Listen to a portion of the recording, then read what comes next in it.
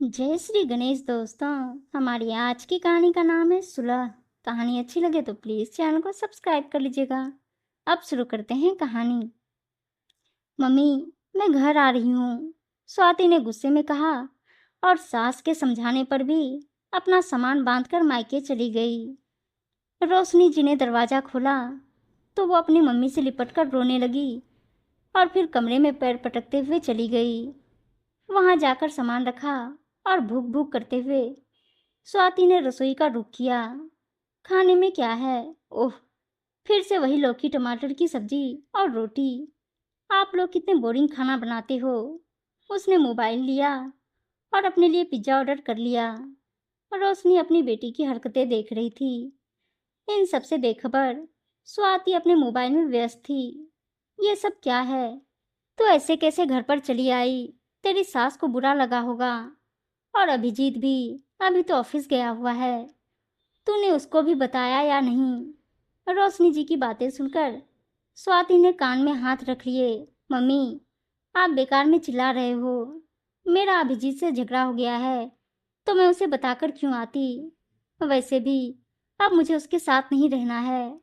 और तब तक पिज्जा आ गया था। वो निश्चिंत होकर पिज्जा खाने लगी। तूने तो अभिजीत से लव मैरिज की थी और उसके साथ में ही नहीं रहना है। अभी शादी को 3 महीने भी नहीं हुए हैं। कुछ होश भी है कि क्या कह रही है? रोशनी जी आवेश में बोली तो स्वाति ने मुंह बना लिया। मुझे अभिजीत के घर वाले पसंद नहीं हैं। उन्हीं को लेकर रोज झगड़ा होता है। मैं एक आदर्श बहू नहीं बनना चाहती।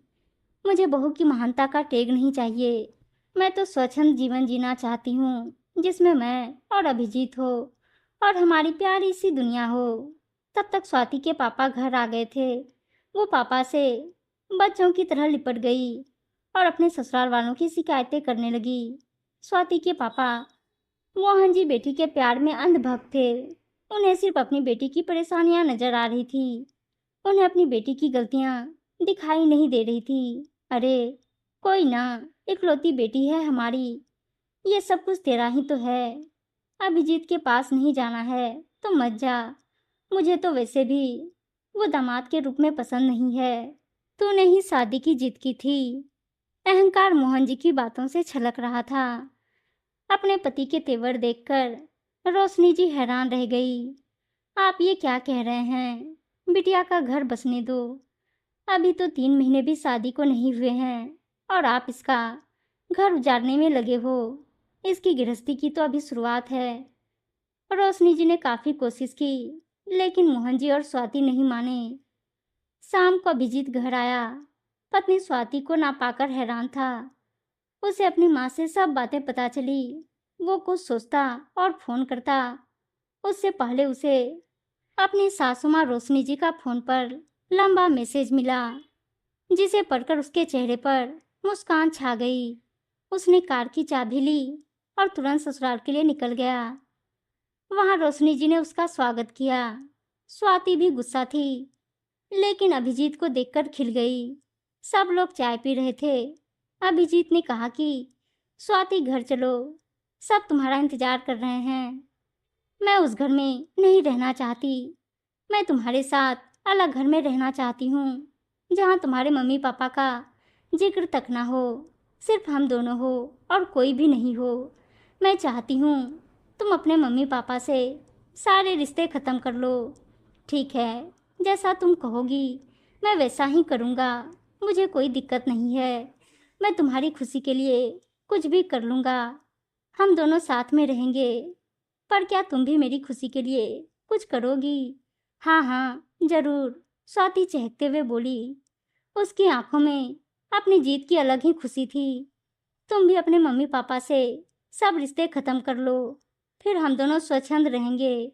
हमारी खुशहाल जिंदगी में किसी का हस्तक्षेप नहीं होगा, ना मेरे मम्मी पापा का और ना ही तुम्हारे मम्मी पापा का। जीवन कितना अच्छा हो जाएगा। अभिजीत, ये तुम क्या कह रहे हो?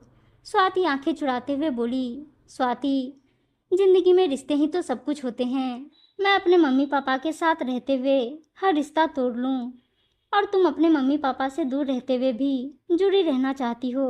ये तो ठीक बात नहीं है। लड़ाई तुम्हारी अपनी मम्मी से भी होती है उनसे तो तुम रिश्ता तोड़ोगी नहीं, फिर मेरी मम्मी से झगड़े के बाद रिश्ता क्यों तोड़ने में लगी हो? सुलह आपसी बातचीत से भी हो सकती है। अभिजीत ने स्वाति को आईना दिखा दिया। रोशनी जी ने दामाद को मैसेज करके जो करने को कहा था, अभिजीत ने वो ही किया। आखिरकार वो अभिजीत के साथ अपने घर चली गई। रोशनी ने राहत की सांस ली। बेटी का घर उजड़ने से बच गया। उम्मीद है दोस्तों कहानी अच्छी लगी होगी, और अच्छी अच्छी कहानियाँ सुनने के लिए चैनल को सब्सक्राइब और वीडियो को लाइक शेयर जरूर कर दीजिएगा। धन्यवाद दोस्तों।